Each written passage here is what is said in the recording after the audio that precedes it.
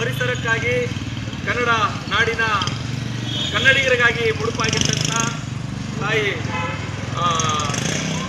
ಏನು ಸಾಲು ಮರದ ತಿಮ್ಮಕ್ಕ ಅಂತಲೇ ಹೆಸರುವಾಸಿಯಾಗಿರ್ತಕ್ಕಂಥ ತಿಮ್ಮಕ್ಕವರು ಮೊನ್ನೆ ನಮ್ಮನ್ನು ಅಗಲಿ ಕೇವಲ ದೈಹಿಕವಾಗಿ ಅಗಲಿ ಏನೋ ಏಲೋಕವನ್ನು ತಿಳಿಸಿದ್ದಾರೆ.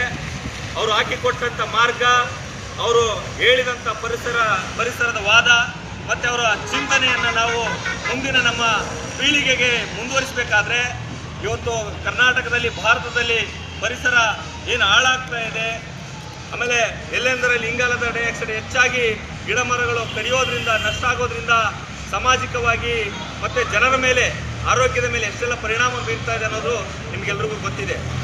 ಹಾಗಾಗಿ ಇವತ್ತು ಅವರು ಕೊಟ್ಟಂಥ ಮಾರ್ಗದರ್ಶನ, ಅವರು ಹಾಕಿಕೊಟ್ಟಂಥ ಬುನಾದಿಗೆ ನಾವು ಇನ್ನಷ್ಟು ಶಕ್ತಿಯನ್ನು ತುಂಬಬೇಕಾದಂಥ ಕೆಲಸಕ್ಕೆ ನಾವೇ ಮಾತ್ರ ಅಲ್ಲ, ಇಡೀ ಕನ್ನಡಿಗರೆಲ್ಲರೂ ಮಾಡಬೇಕಾದಂಥ ಅನಿವಾರ್ಯ ಪರಿಸ್ಥಿತಿ ಇದೆ. ಹಾಗಾಗಿ ಇವತ್ತು ಅವರ ಮೂರನೇ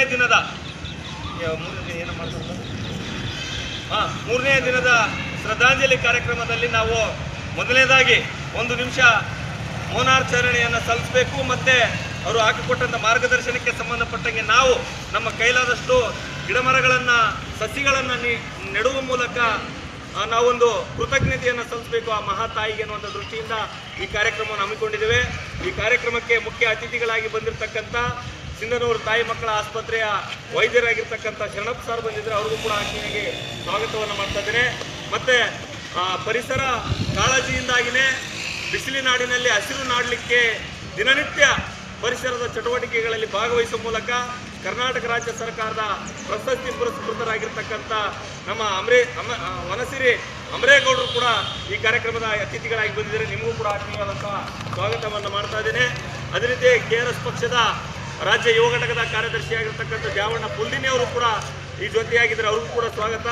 ಮತ್ತು KRS ಪಕ್ಷದ ರಾಯಚೂರು ಜಿಲ್ಲಾ ಉಪಾಧ್ಯಕ್ಷರಾಗಿರ್ತಕ್ಕಂಥ ಕೃಷ್ಣ ಸುಗಲ್ಪೇಟೆ ಅವರು ಕೂಡ ನಮ್ಮ ಜೊತೆಯಾಗಿದ್ದರೆ, ಅವ್ರಿಗೂ ಕೂಡ ಸ್ವಾಗತ ಮಾಡುತ್ತಾ, ಮತ್ತು ಅವರಿವರು ಏನಿದೆ ನಮ್ಮ ಪಕ್ಷದ ಮತ್ತು ಸ್ನೇಹಿತರು, ಇದು ಪಕ್ಷಾತೀತವಾಗಿ ನಡೆಯುವಂಥ ಕಾರ್ಯಕ್ರಮ, ನಮ್ಮ ಸ್ನೇಹಿತ ಮಿತ್ರರು ಕೂಡ ಬಂದಿದ್ದಾರೆ. ನಿಮಗೆಲ್ಲರಿಗೂ ಕೂಡ ಈ ಕಾರ್ಯಕ್ರಮಕ್ಕೆ ಸ್ವಾಗತವನ್ನು ಮಾಡುತ್ತಾ, ಈ ವಿಚಾರವಾಗಿ ಪರಿಸರವಾದಿ ದಿನನಿತ್ಯದ ಪರಿಸರ ಚಟುವಟಿಕೆಗಳಲ್ಲಿ ಭಾಗವಹಿಸಿರ್ತಕ್ಕಂಥ ಮತ್ತು ಕರ್ನಾಟಕ ರಾಜ್ಯ ಪ್ರಶಸ್ತಿ ಪುರಸ್ಕೃತರಾದಂಥ ವನಸಿರಿ ಅಮರೇಗೌಡರು ಕೂಡ ಒಂದೆರಡು ಮಾತಾಡಬೇಕಂತ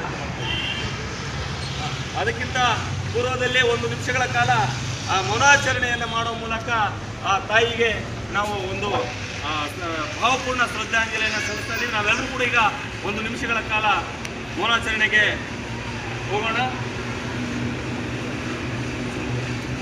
ಶುರು.